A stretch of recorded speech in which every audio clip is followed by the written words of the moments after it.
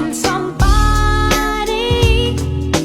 reaches for your heart. Bonjour les amis. Alors, comment ça va aujourd'hui? J'aime bien vous poser cette question, vous répondez jamais, mais bon, un jour peut-être. Alors, de quoi je vais vous parler aujourd'hui? Ça fait longtemps que je vous ai pas parlé du candidat albicans. La base de ce qui m'a fait du bien, moi, pour le candidat, c'est le gel à boire. Voilà, le gel à boire au miel et à l'aloe vera. Donc vous voyez, ce gel, il se présente comme ça, sous forme d'une bouteille d'1 litre. Et dans ces 1 litre, en fait, il y a 90% de gel pur d'aloe vera. Et donc c'est quand même, vous le comprendrez, l'essentiel de celui qui va faire le boulot. Mais, ce qui est reconnu, c'est que depuis des millénaires, le miel et l'aloe vera vont très bien ensemble parce qu'en fait, ils ont un peu les mêmes vertus et que ensemble, ça décuple leur capacité de cicatrisation, anti-inflammatoire, réparateur du tube digestif, antioxydant aussi. Vraiment très intéressant ces deux éléments ensemble. Qu'est-ce que je peux vous dire de plus aussi au sujet de ce gel? Il a un petit logo là, je sais pas si vous le voyez, je vais vous montrer. Ici, l'Institut Fresenius.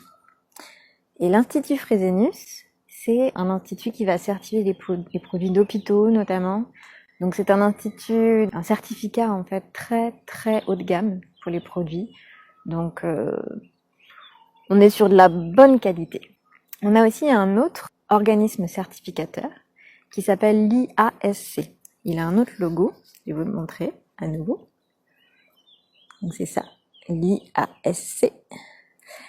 Et l'IASC, lui, il va certifier la provenance et le traitement de la feuille d'aloe vera. Parce que, est-ce que vous savez combien il existe d'espèces d'aloe vera dans le monde? Je vous laisse réfléchir 2 minutes. Enfin, pas 2 minutes quand même. Il y en a plus de 300.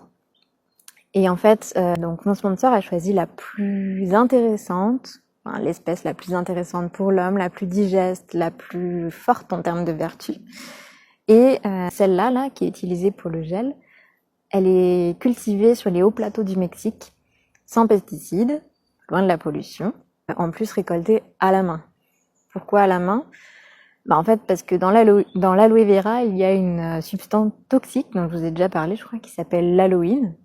Et l'aloïne, en fait, c'est tout simplement une substance qui sert à la plante à se protéger, parce qu'en fait, elle est très riche en eau, en hydratation, et dans des endroits arides comme ça, les animaux, ils aiment bien.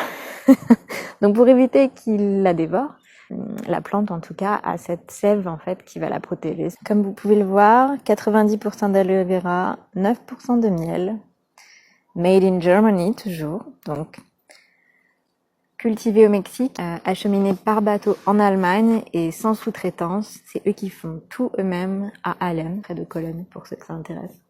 Voilà les amis, c'est tout pour aujourd'hui. Si vous avez des questions, mettez-les en commentaire. N'oubliez pas de vous abonner à cette page si vous voulez plus d'infos sur le candidat albicans et comment bien vivre avec. Et pour toute question, je reste ouverte en message privé. Allez, à bientôt!